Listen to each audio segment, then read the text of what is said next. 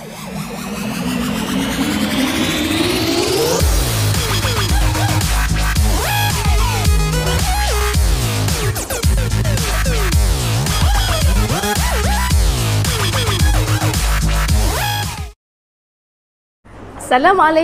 dan selamat sejahtera anak-anak pelajar. Apa khabar? Cikgu harap anak-anak pelajar berada dalam keadaan sihat dan ceria selalu. Baiklah, bersama anak-anak pelajar, pada hari ini saya, Cikgu Azma, akan menerangkan berkaitan dengan khususnya bahagian pendahuluan untuk karangan respon terbuka. Ya, jadi cikgu harap anak-anak pelajar bersedia untuk mendengar penerangan yang akan disampaikan oleh cikgu sebentar saja lagi. Baiklah. Okey, sebelum cikgu menelusuri dengan lebih mendalam berkaitan dengan macam mana teknik untuk kita membina karangan, khususnya dalam bahagian pendahuluan untuk karangan respon terbuka, terlebih dahulu cikgu terangkan sedikitlah berkaitan dengan format bahasa Melayu SPM kertas 1 1103 palang 1 KSSM. Okey, anak-anak pelajar boleh rujuk skrin di sebelah. Okey, baiklah. Okey, kita terus kepada bentuk soalan. Ya. Jadi untuk pengetahuan anak-anak pelajar, ya, sebelum anak-anak pelajar menjawab soalan, lebih bagus sekiranya anak-anak pelajar menguasai format. Ya, apabila anak-anak pelajar menguasai format, sudah tentu ya anak pelajar akan lebih yakin untuk menjawab soalan tersebut. Okey, baiklah. Kita pergi kepada bentuk soalan dulu ya. Okey, lihat. Okey, jadi khusus untuk karangan respon terbuka pada hari ini ya, karangan respon terbuka akan diuji dalam kertas 1 bahagian B, ya, subjektif respon terbuka. Okey, kita lihat kriteria soalan. Okey, ada 4 soalan yang akan diberikan meliputi 4 domain. Baik, iaitu domain apa anak-anak pelajar? Awam, pendidikan, peribadi dan juga kejaya. Jadi 4 domain ini yang anak-anak pelajar akan jumpa nanti untuk bahasa Melayu kertas 1 bahagian B. Dipilih dan jawab satu sahaja daripada 4 soalan. Okey, yang mana peruntukan markah akan diberikan sebanyak 70 markah. Baiklah. Jadi pelajar kena bijak dalam membahagikan masa. Okey, untuk 70 markah, berapa masa yang diperuntukkan? Cuba ingat balik berapa masa? 1 jam 30 minit. Jadi kalau boleh anak-anak pelajar menjawab dengan masa yang telah dicadangkan, ya. Okey, kemudian seterusnya dari segi kepanjangan karangan, okey, ini secara keseluruhanlah ya, 350 hingga 500 patah perkataan. Walau bagaimanapun hari ini kita hanya khusus untuk bahagian pendahuluan. Okey, seterusnya kita lihat pada hari ini standard kandungan ya yang kita akan bincangkan berkaitan pendahuluan karangan ya untuk respon terbuka 3.4. Apa itu? Menulis dan menghasilkan sesuatu penulisan secara terancang khusus untuk bahagian pendahuluan. Baik, okey, standard pembelajaran 3.4.2 pula ya, menulis pelbagai jenis perenggan pendahuluan yang menepati tema menggunakan laras bahasa yang sesuai dan gramatis. Okey, baiklah. Jadi kita akan tengok pula bagaimana ya cara untuk kita menulis dalam bahagian pendahuluan. Okey, lihat skrin sebelah ya. Okey, langkah yang pertama. Okey, langkah 1. Okey, murid mestilah membaca soalan dan mengenal pasti T, FS dan format. Okey, apa itu T? Apa itu FS dan apa itu format? Okey, lihat ya. T tema, FS fokus soalan dan F tu format. Okey, baik. Okey, itu langkah yang pertama. Langkah yang kedua. Okey, langkah yang kedua, ini pelajar yang menulis perenggan pendahuluan. Okey, perenggan pendahuluan cikgu nak khususkan pada hari ini pengenalan pendahuluan ataupun pengenalan jenis umum. untuk pengetahuan anak-anak pelajar, terdapat banyak ya jenis pendahuluan. Okey, yang hari ini cuma cikgu nak khususkan kepada jenis umum. Kita ada pendahuluan jenis peribahasa, jenis pendapat, jenis persoalan, jenis sejarah. Okey, tapi kita khusus untuk jenis umum. Baik, penulisan pengenalan untuk jenis karangan jenis umum memerlukan pelajar menulis 2 jenis ayat. 2 jenis ayat sahaja yang perlu pelajar masukkan dalam perenggan pendahuluan. Ayat apa pelajar? Okey, ayat rangsangan kita kenali sebagai AR dan juga ayat arahan sebagai AA. Okey, jadi apakah kriteria ya untuk kita katakan itu sebagai ayat rangsangan? Okey.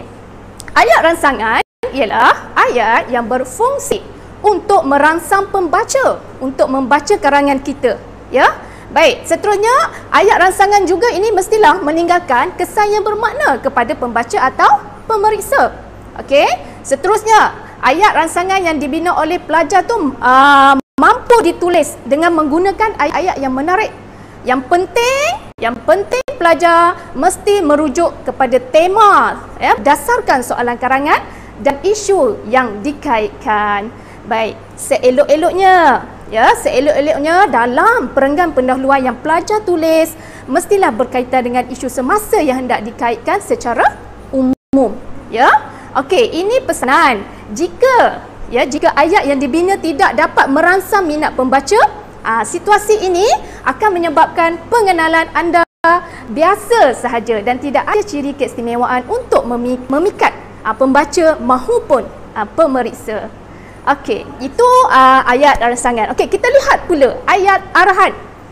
Jadi ayat yang kedua yang perlu ditulis dalam perenggan pendahuluan ialah ayat arahan. Okey, apakah itu ayat arahan? Ayat arahan bermaksud ayat yang menjawab kata kunci. Ini penting tau, kita kena highlightkan kat sini kata kunci soalan karangan. Kat mana kita nak dapatkan kata kunci? Dalam soalan nanti. Nanti kita lihat ya. Okey, melalui ayat arahan ini, pembaca atau pemeriksa sudah tahu isi yang ingin anda ataupun pelajar tulis atau garap dalam penulisan seterusnya. Okey, kebiasaannya ayat arahan ditulis pada bahagian akhir. Okey, apa maksudnya? Maksudnya pelajar tuliskan dahulu ayat rangsangan, kemudian diakhiri dengan ayat arahan. Okey, baik. Boleh ikut dengan cikgu lagi pelajar? Okey, baik. Okey, pada hari ini, karangan untuk khusus bahagian pendahuluan, cikgu akan menggunakan tema 6. Okey, boleh lihat dalam buku teks tingkatan 5, iaitu Sains, Teknologi dan Inovasi. Okey, cikgu fokus kepada tajuk. Okey, kita lihat tajuk dia. Kesan negatif permainan dalam talian kepada remaja. Apa maksud permainan dalam talian? Pelajar semua sudah tahu kan? Banyak kan sebenarnya isukan ke apa yang ada dalam internet dan sebagainya. Okey, baiklah. Okey, jadi ini cikgu nak tunjukkan contoh soalan khusus kepada domain peribadi. Ya, jadi kita cikgu dah terangkan ada 4 domain. Jadi kita pilih untuk pembelajaran pada hari ini domain peribadi. Okey, lihat soalan. Okey, ini contoh soalan. Okey, di India dan Thailand, kes kematian telah berlaku akibat terlalu asyik bermain permainan dalam talian. Di India, kes berlaku selepas seorang remaja mengalami serangan jantung akibat adrenalin, mangsa mengalir deras kerana kegairahan bermain selama 6 jam sebelum meninggal dunia. Di Thailand pula, seorang remaja mengalami strok selepas bermain permainan dalam talian secara berterusan dan terbaring tidak bernyawa di hadapan komputernya. Okey, petikan ini diambil daripada nadinegara.com. Okey, baik. Jadi itu situasi pelajar. Dia bagi situasi dulu sebelum pelajar nak menjawabkan satu-satu karangan. Okey, apa yang kehendak soalan, apa tema yang terdapat? Okey, tengok kat bawah. Okey, dengan berdasarkan 2 kes di atas, permainan dalam talian telah menimbulkan kesan yang tidak baik, iaitu kematian. Okey, peristiwa ini membuktikan bahawa permainan dalam talian sebenarnya banyak menimbulkan kesan negatif. Oleh hal yang demikian, anda dikehendaki membincangkan kesan negatif permainan dalam talian kepada remaja selain kematian. Okey, jadi macam mana pelajar? Mungkin pelajar akan fikir kan, macam mana ni kita nak rangka satu jawapan untuk ditulis dalam perenggan pendahuluan. Okey, senang je pelajar. Okey, melalui soalan tadi kan, daripada soalan yang diberikan, pelajar keluarkan 3 yang cikgu cakap sebelum ini. Ya, T, FS dan juga F. T apa? Tema kan? Okey, jadi tema kita ialah permainan dalam talian. Ya, permainan dalam, okey, fokus FS. Ya, fokus soalan. Kesan negatif. Permainan dalam talian kepada remaja selain kematian. F, format umum. Maksudnya karangan yang kita dapat ni, arahan soalan tadi tu secara umum je. Tak ada, bukannya format surat ke apa ke, secara umum. Okey, baiklah. Okey, seterusnya kita lihat pula. Okey, apakah ayat yang perlu ada dalam ayat pendahuluan? Okey, tadi cikgu dah cakap, sebelum ini kita mesti masukkan ayat rangsangan dan juga ayat arahan. Okey, kita lihat. Okey, ayat ini antara contoh ya, daripada soalan tadi, ayat rangsangan yang pertama. Okey, cuba kamu lihat. Ya, pada hari ini permainan dalam talian sangat popular dalam kalangan remaja. Ayat rangsangan itu tadi apa pelajar? Kita nak merangsang pembaca supaya tertarik dengan karangan yang kita hendak tulis, terutama dalam bahagian pendahuluan. Pendahuluan sangat memainkan peranan yang penting. Okey, ingat ya, sangat memainkan peranan dalam bahagian pendahuluan. Okey, itu contoh ayat rangsangan yang pertama. Okey, kita lihat pula untuk ayat rangsangan yang kedua. Okey, oleh sebab kegilaan mereka dalam mereka memberikan tumpuan utama sebagai aktiviti seharian. Kenapa ada ayat rangsangan 1, ayat rangsangan 2? Okey, ini kelebihan. Sekiranya pelajar banyak membaca, pelajar akan lebih banyak ya dapat menulis ayat rangsangan. Itu kelebihan lah. Okey, baik. Seterusnya, ayat rangsangan yang ketiga. Mereka sepatutnya menikmati kehidupan bersosial bersama kawan-kawan, tetapi terikat oleh permainan ini. Okey, ayat rangsangan yang keempat bermula dengan keterujaan untuk mencuba aktiviti yang baru tanpa disedari. Corak tingkah laku remaja terhadap aktiviti ini boleh berubah sehingga menyebabkan ketagihan. Ya, jadi ada empat ayat rangsangan yang kita boleh tulis dalam perenggan pendahuluan. Baik, kalau pelajar nak tulis lebih lagi tidak ada masalah. Ya, okey. Seterusnya ayat arahan.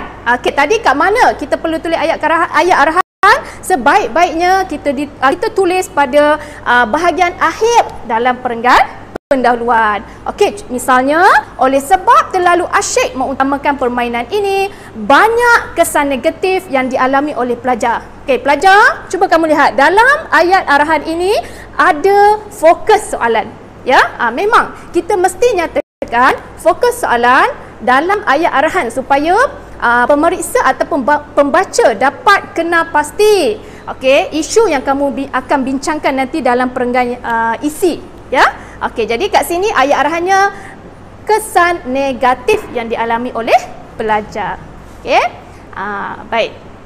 Seterusnya, okey, kita lihat pula contoh pendahuluan yang lengkap. Contoh pendahuluan yang lengkap, kamu gabung ke semua. Gabungkan ke semua ayat arahan 1, arahan 2, arahan 3, 4 dan juga ayat arahan. Okey ya, ayat rangsangan 1. Maaf ya, gabungkan ayat rangsangan 1, ayat rangsangan 2 sehingga 4 dan ayat arahan. Jika pelajar tak boleh tulis sehingga 4, contohnya dapat tulis 3 saja ayat rangsangan, tidak ada masalah pelajar. Ya, yang penting dalam bahagian pendahuluan mesti ada ayat rangsangan dan juga ayat arahan. Okey, jadi kita cikgu akan bacakan ini contoh ya dalam bentuk perenggan. Okey, ini dalam bentuk perenggan. Pada hari ini, permainan dalam talian sangat popular dalam kalangan remaja. Oleh sebab kegilaan mereka dalam permainan ini, mereka memberikan tumpuan utama sebagai aktiviti seharian. Mereka sepatutnya menikmati kehidupan bersosial bersama kawan-kawan tetapi terikat oleh permainan ini. Bermula dengan keterujaan untuk mencuba aktiviti yang baru tanpa disedari, corak tingkah laku remaja terhadap aktiviti ini boleh berubah sehingga menyebabkan ketagihan. Oleh sebab terlalu asyik mengutamakan permainan ini, banyak kesan negatif yang dialami oleh remaja.